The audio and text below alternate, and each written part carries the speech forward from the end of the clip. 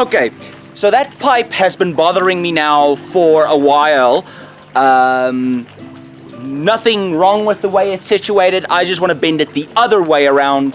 Yeah. So I'm going to do that quickly.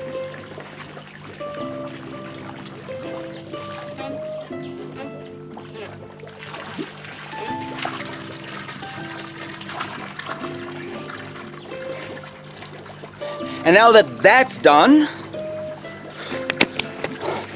the koi are already coming to this side of the pond, already looking for more food. I already fed them.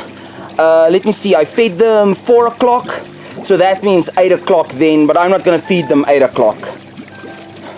They're going to get food tomorrow now again, but they're always looking for scraps. Of course, it's important to not overfeed your fish, because they don't have a stomach the way we do. So if you overfeed them, food is basically going to go in one hole and out the other one. And of course, then you're going to waste food because they're not going to absorb that nutrients. Little and often, that's the secret. That's how you make your food last as well. That's how you get them to absorb the best possible nutrients from their food.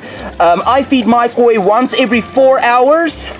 I find that they absorb their food a lot better that way. I used to feed once every 3 hours, but that doesn't give them enough time, in my experience, to digest all their food. All right.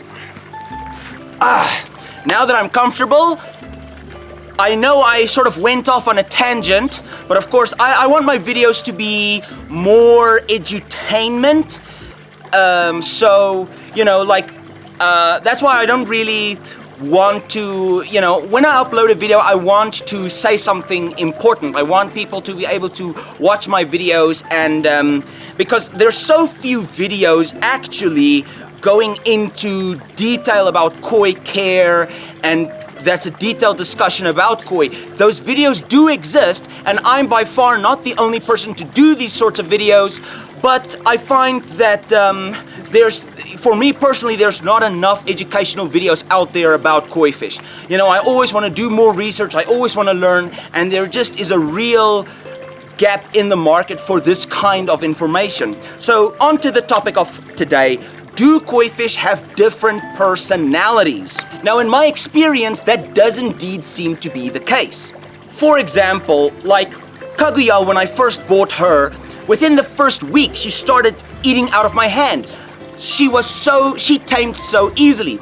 Then I've got another koi, Goki, who I have owned for 5 years, probably close to 6 years now that I've had that fish. And she doesn't want anything to do with me, refuses to eat out of my hand. I've had that koi since she was a baby, doesn't want anything to do with me.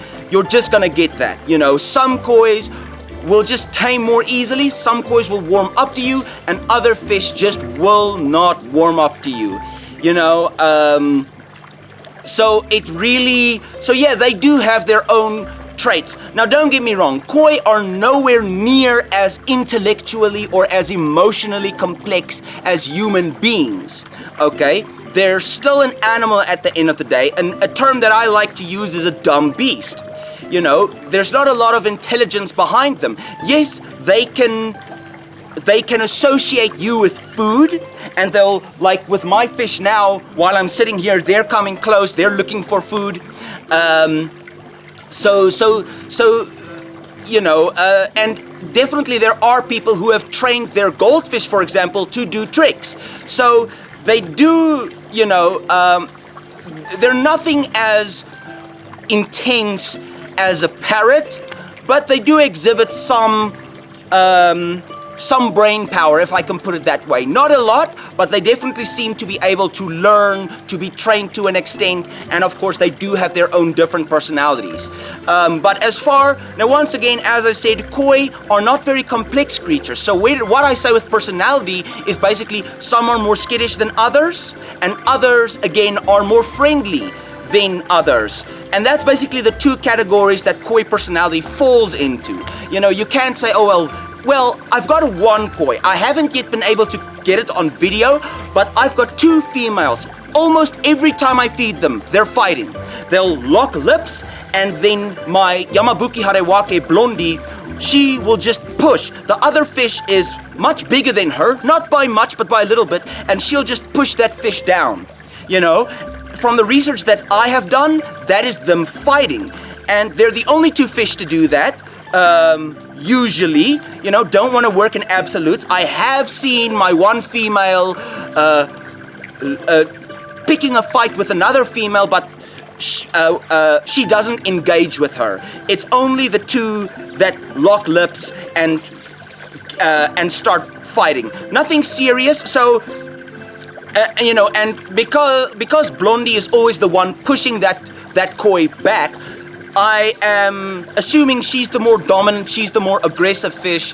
But generally speaking, the koi, you know, that's about the extent of their personality differences. You know, koi in general are very easygoing fish. Yes, they are going to be predatory if you put a small enough fish in along with them. This is another reason why I don't mix koi and goldfish.